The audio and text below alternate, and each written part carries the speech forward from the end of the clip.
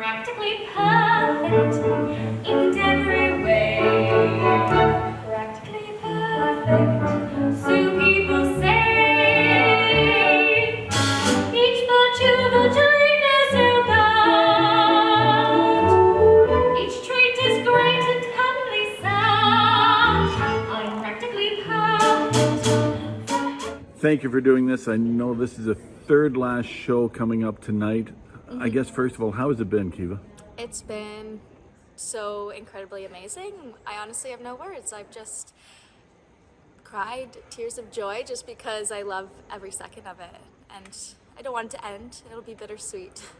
What's your background in this? Has it been a long history with you in theater? Yeah, I've done theater since, well, as long as I can remember. Julie Andrews being my idol and wanting to play any role that she plays. So Mary Poppins has been a dream of mine, but I've taken music lessons since I was very young and have an undergraduate studies in music as well. So I have a large background in it. Forgive me on this. Is this the first time you played a lead? It is not. I played a lead at my high school production, but as in like a theater company production, it is my first lead, yeah. I can't imagine.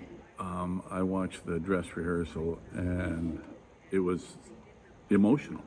Yeah. Your singing was just, I couldn't get over this, and I've been waiting to come all this time. But I mean, tell me the response you've had with this. Like, I want to say, where have you been? Oh, that's so sweet.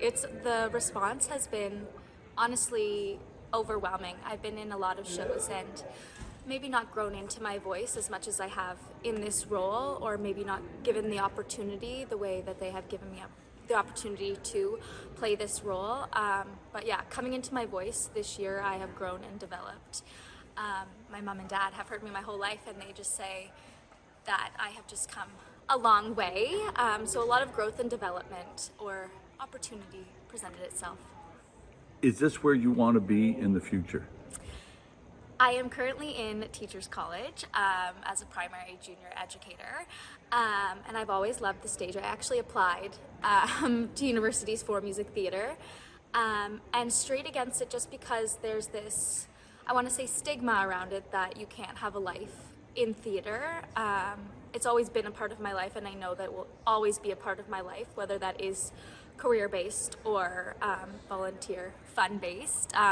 It's fun either way, but it'll be a part of my life forever.